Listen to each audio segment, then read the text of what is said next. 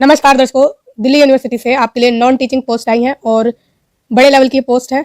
इसमें जो अप्लाई करना है वो आपको ऑनलाइन अप्लाई करना है। कब तक अप्लाई करना है? 27/12 तक, यानी कि 27 दिसंबर 2024 तक आप इसमें अप्लाई कर सकते हैं।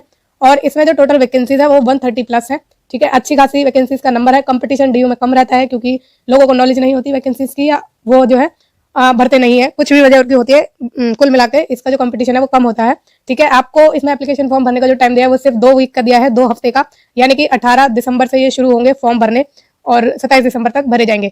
अब बात करें कि कौन कौन सी पोस्ट है और कितनी वैकेंसीज है, तो इसमें पहली है असिस्टेंट रजिस्ट्रार की, और इसकी जो क्वालिफिकेशन है, इसकी एग्जामिनेशन स्कीम है, बाकी सभी चीजें हम इस वीडियो में डिस्कस करेंगे। वीडियो में एंड तक बने रहिएगा ताकि आपकी कोई इंपॉर्टेंट अपडेट मिस ना हो।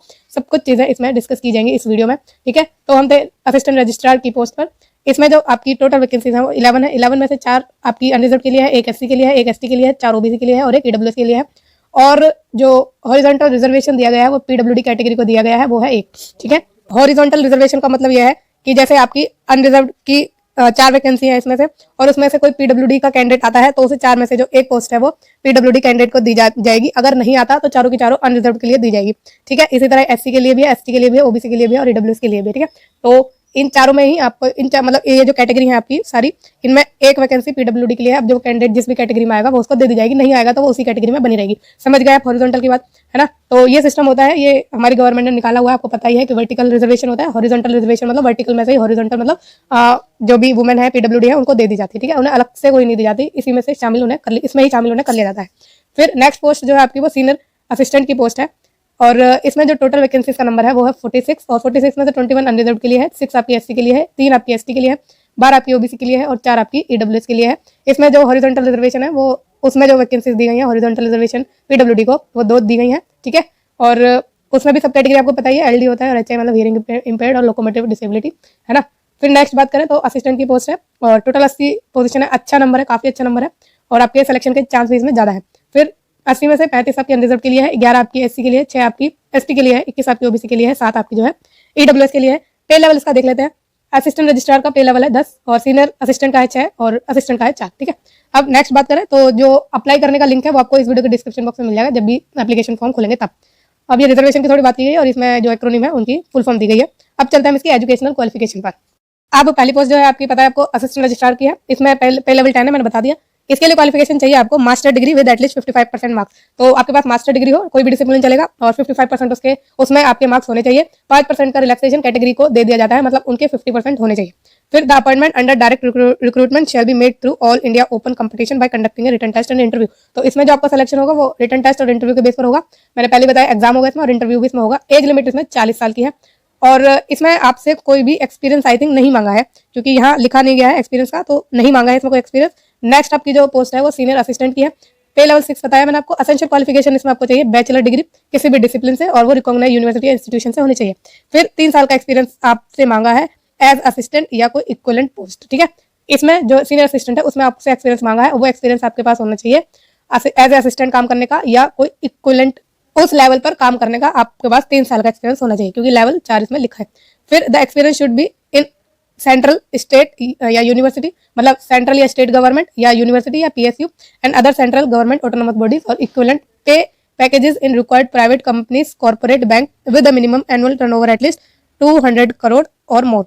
तो आपने जो या तो किसी गवर्नमेंट की बॉडी में या गवर्नमेंट में ही काम किया है तो ठीक है आपके लिए, ठीक है। लेकिन अगर आपने किसी कंपनी या कॉर्पोरेट में काम किया है तो उनका जो टर्नओवर, जहां भी आपने काम किया है किसी भी कंपनी या कॉर्पोरेट में, तो उनका जो आपका उनका जो टर्नओवर है वो 200 करोड़ रुपए या उससे ज्यादा होना चाहिए, ये इसमें बताया गया है ना। फिर नेक्स्ट बात करें तो नोटिस में दिया गया है, तो आपसे प्रोफिशिएंसी मांगी है इसमें कंप्यूटर एप्लीकेशन की और नोटिंग एंड ड्राफ्टिंग एक्सेट्रा की। एज लिमिट इसमें 35 साल है, 35 साल तक जो कैंडिडेट भर सकते हैं, बाकी रिलैक्सेशन तो कैटेगरीज को दिया ही जाता है। फिर नेक्स्ट बात करें असिस्टेंट की, तो पे लेवल 4 बता दिया। फिर बैचलर डिग्री आपके पास होनी चाहिए रिकॉग्नाइज यूनिवर्सिटी से। 2 साल का एक्सपीरियंस आपसे मांगा है एज जूनियर असिस्टेंट काम करने का, या फिर कोई इक्विवेलेंट पोस्ट आपकी होनी चाहिए, और वो जो आपने काम किया हो वो किसी university, research establishment, central state government, PSU, autonomous body, या कोई equivalent pay package in reputed private company या corporate banks with the minimum annual turnover at least 200 crore और मोर। तो आपने 2 साल का एक्सपीरियंस लिया हो जूनियर असिस्टेंट के रूप में काम करने का, या कोई इक्विवेलेंट पोस्ट पर काम करने का, और वो जो आपका एक्सपीरियंस है वो यूनिवर्सिटी में हो या रिसर्च एस्टेब्लिशमेंट में हो या किसी सेंट्रल या स्टेट की गवर्नमेंट में हो, पीएसयू में किया हो, ऑटोनोमस किसी बॉडी में किया हो गवर्नमेंट की। और अगर आपने गवर्नमेंट में काम नहीं किया और प्राइवेट कंपनी में काम किया है, कॉर्पोरेट बैंक में काम किया है, तो उसका जो टर्नओवर हो वो 200 करोड़ या उससे ज्यादा होना चाहिए, ठीक है। और बात करें नेक्स्ट, तो इसमें आपसे टाइपिंग मांगी है। टाइपिंग की स्पीड जो आपसे मांगी है वो इंग्लिश में 35 वर्ड पर मिनट होनी चाहिए या फिर हिंदी में आपकी 30 वर्ड पर मिनट होनी चाहिए। या नेक्स्ट बात करें, ठीक है, तो प्रोफिशिएंसी आपकी कंप्यूटर ऑपरेशन में होनी चाहिए। 32 साल इसमें आपकी एज लिमिट है। तो एक ही 2 पोस्ट में आपके एक्सपीरियंस मांगा है, पहली पोस्ट में नहीं मांगा। और ये जो पहली पोस्ट है ये काफी बड़ी पोस्ट है ना, क्योंकि assistant registrar is a big post, right. फिर चलें अब हम इसके एग्जामिनेशन की स्कीम पर जानेंगे कि इसमें कैसा एग्जाम आने वाला है तीनों पोस्ट के लिए। तो चलते हैं। तो यह है आपकी स्कीम ऑफ एग्जामिनेशन। तो सबसे पहली पोस्ट आपकी assistant registrar, as you know. फिर प्रोसेस की पहले बात करें तो आपका जो पहला स्टेज होगा वो short listing of applicant on the basis of preliminary test, जो कि मल्टीपल चॉइस क्वेश्चन होंगे, ठीक है, एमसीक्यू बेस्ड क्वेश्चन होंगे। फिर जो सेकंड स्टेज आपका है selection of candidate based on examination mains followed by interview personality test, ठीक है। तो पहले आपका प्री होगा, फिर मेन होगा, देन इंटरव्यू या पर्सनैलिटी टेस्ट आपका होगा। फिर नेक्स्ट बात करें तो पहले स्टेज की बात कर लेते हैं, जिसमें प्री टेस्ट होने वाला है।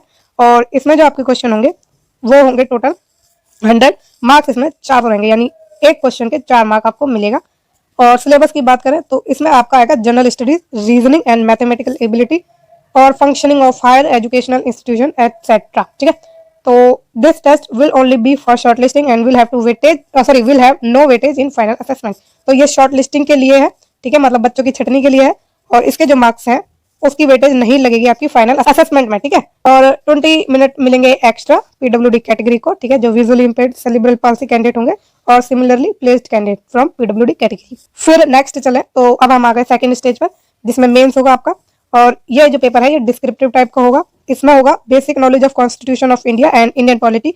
तो कॉन्स्टिट्यूशन ऑफ इंडिया आएगा, इंडियन पॉलिटी आएगा, फिर एजुकेशनल एडमिनिस्ट्रेशन आएगा एंड मैनेजमेंट आएगा, functional aspects of working of government body and institution. ये आपका सिलेबस है ब्रीफ, ठीक है। और ये जो ड्यूरेशन होगी इसमें 2 घंटे की होगी। उसके मैंने शायद ड्यूरेशन नहीं बताई अभी, तो अभी देख लेते हैं, कोई बात नहीं। फिर 70 मार्क्स का ये आपका पेपर होने वाला है। फर्दर डिटेल आपकी जो है सेक्शन 3 में मिलने वाली है, वो हम देख लेंगे, कोई दिक्कत नहीं है।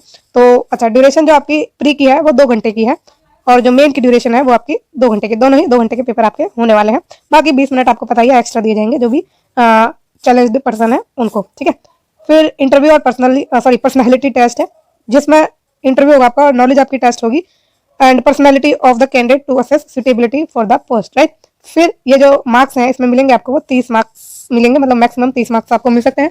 Short listed candidate who appear for the main as per stage 2 of the selection process will only be permitted to appear for interview या पर्सनैलिटी टेस्ट। तो ऑब्वियसली बात है, इंटरव्यू पर्सनैलिटी टेस्ट में उन्हीं कैंडिडेट को बुलाया जाएगा जो मेन्स को क्वालिफाई कर पाएंगे। और बाकी सेक्शन 3 हर किसी में बताया गया है, ठीक है, वो हम देख लेते हैं। फिर फाइनल मेरिट लिस्ट की बात कर लेते हैं। तो मेन के जो मार्क्स हैं वो 70, इंटरव्यू के 30 है, इस तरह आपको टोटल 100 हो गया है। सिलेबस इसमें दिया है प्री का। अब आप चाहें तो कंप्लीट सिलेबस देख लेना, ये पीडीएफ आपको मिल जाएगी इस वीडियो के डिस्क्रिप्शन बॉक्स में। बाकी मैं बता दूं कि किस सेक्शन से कितने क्वेश्चन आने वाले हैं।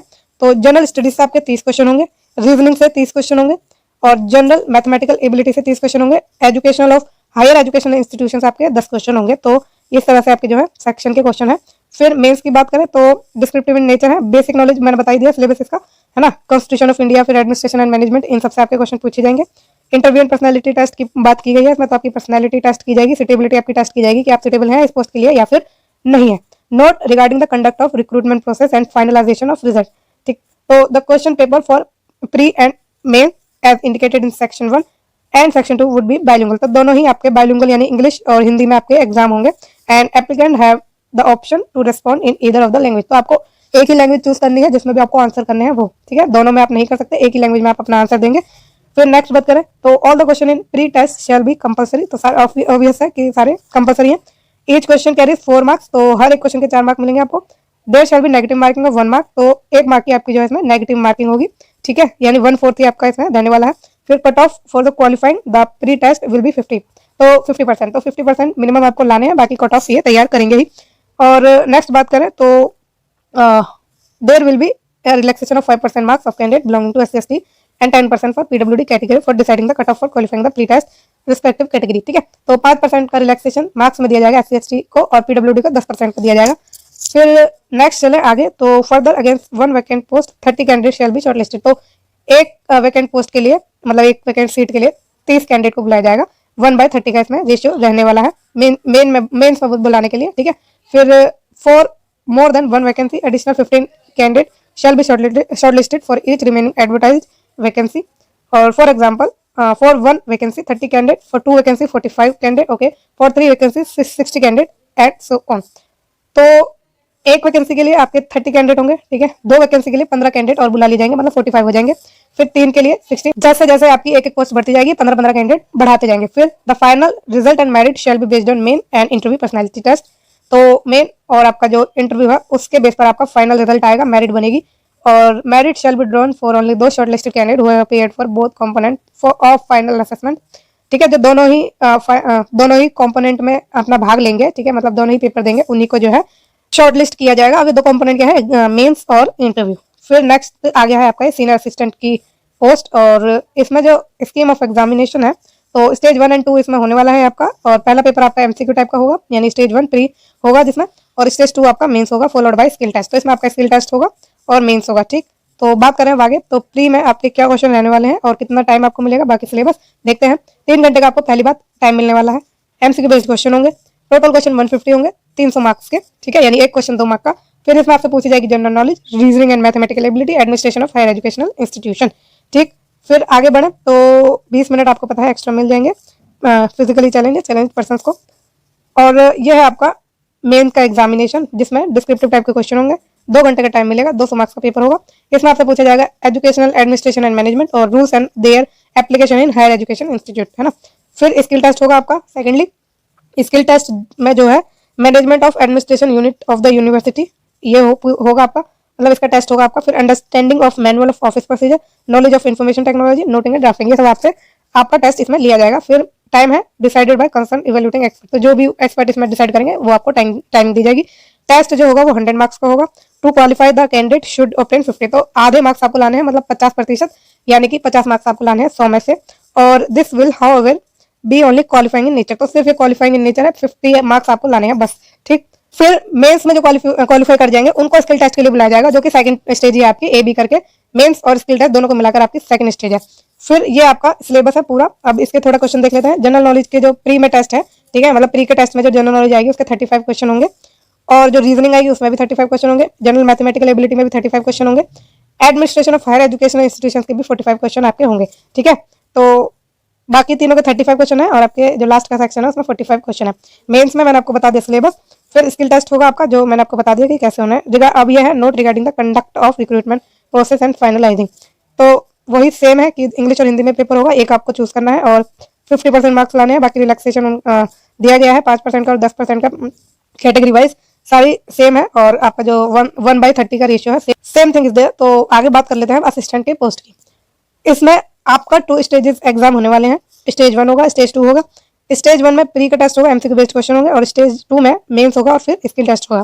प्री की बात करें तो प्री में आपके जो क्वेश्चन होंगे वो 150 होंगे, 300 मार्क्स के, एक क्वेश्चन 2 मार्क का, 3 घंटे के लिए आपको दिए जाएंगे। इसमें पूछी जाएगी general studies, reasoning and mathematical ability, functioning of higher educational institution etcetera, ठीक है। फिर इसमें जो आपका वेटेज नहीं दिया जाएगा प्री का, फाइनल असेसमेंट में ध्यान रखिएगा। यही सेम बात आपकी जो है सीनियर असिस्टेंट के लिए भी लागू होती है। और फिर स्टेज 2 की बात करें तो 200 मार्क्स का ये पेपर है और 2 घंटे का है।